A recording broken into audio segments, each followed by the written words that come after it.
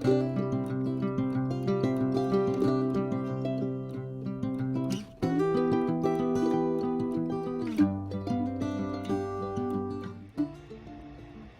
little muffin was out all night in the freezing cold.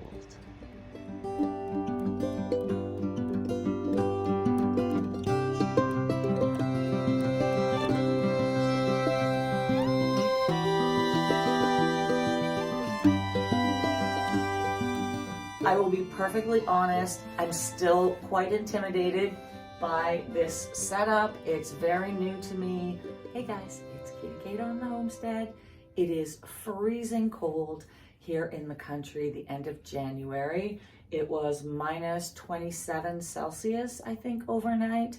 So these are the bitter days of winter. Yesterday when I woke up, my water pressure was acting a little strange, and then after my kid went to school, I had absolutely no water.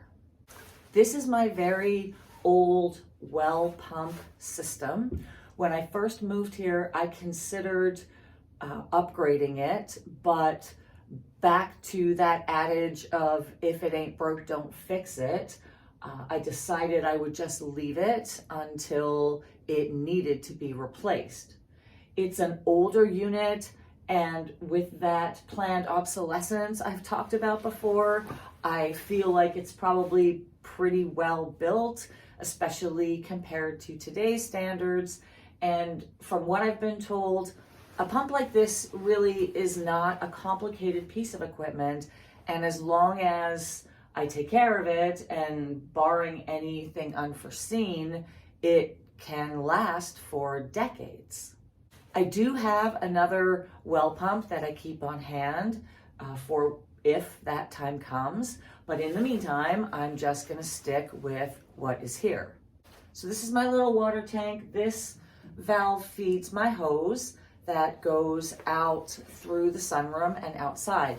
I'm very careful with this. I always make sure that this is turned off in the summer. I only turn it on as needed because I know that if anything happened where I sprung a leak in my hose overnight and this was on, that could cause the pump to run continually. It could drain my well, and it could also burn my water pump out. So those are just little things that I'm pretty vigilant about in trying to take care of this system.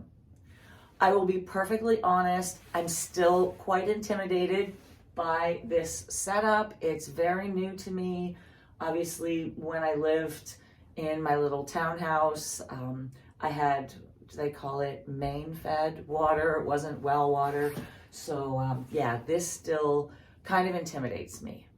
Now, the other thing is, it's been very, very cold, and most nights I leave this porch door cracked so that any cats that are outside can come back in and just sleep in the porch until I get up in the morning.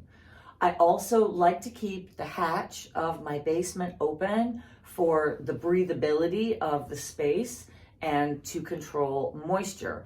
I typically have a fan system set up to keep the basement dry, but the hatch is positioned right by the porch door, so on those really cold nights, I worry that it can get really, really cold down here, and my well system is right at the foot of those stairs.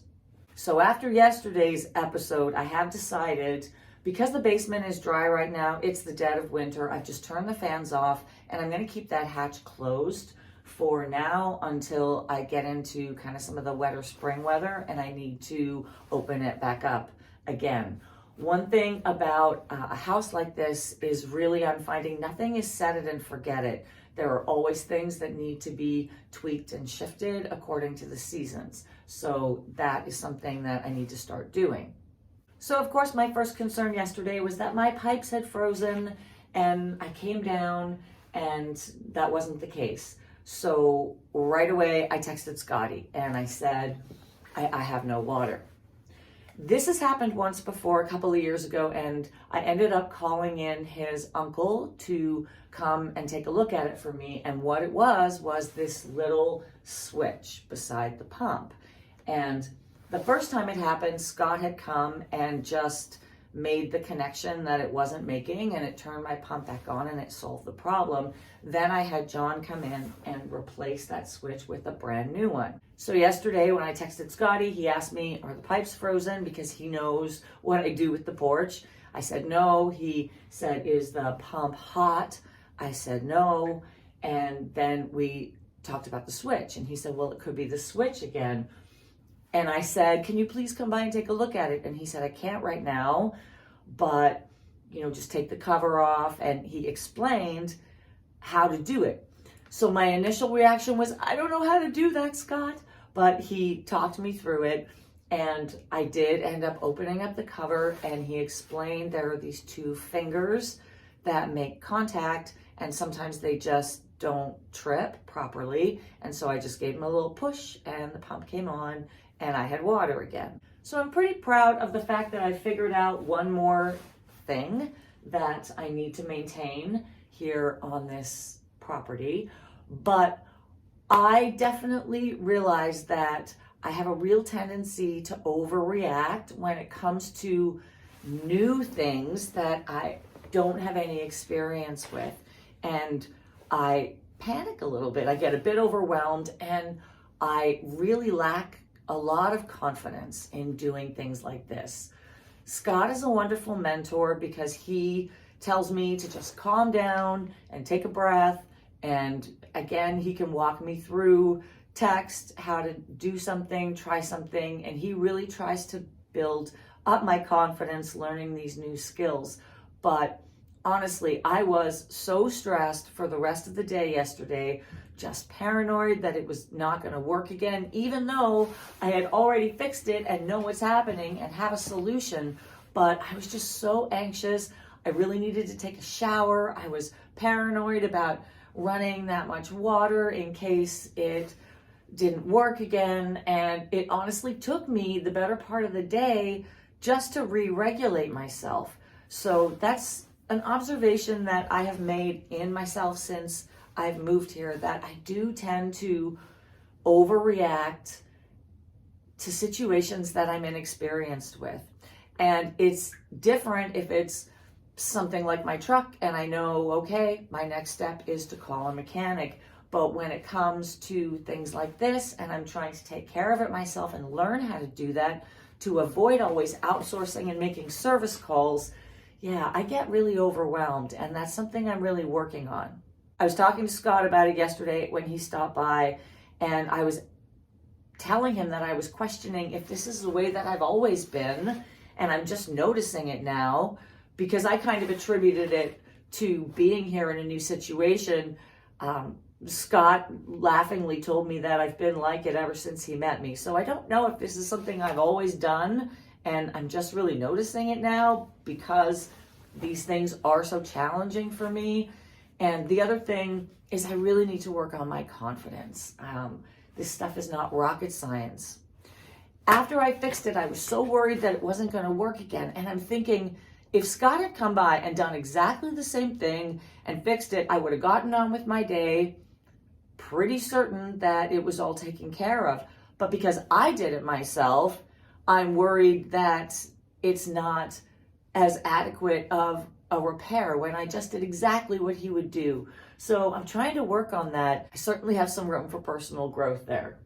So that's my story for today. I still struggle with insecurity and lack of confidence when it comes to doing some pretty simple little repairs around here.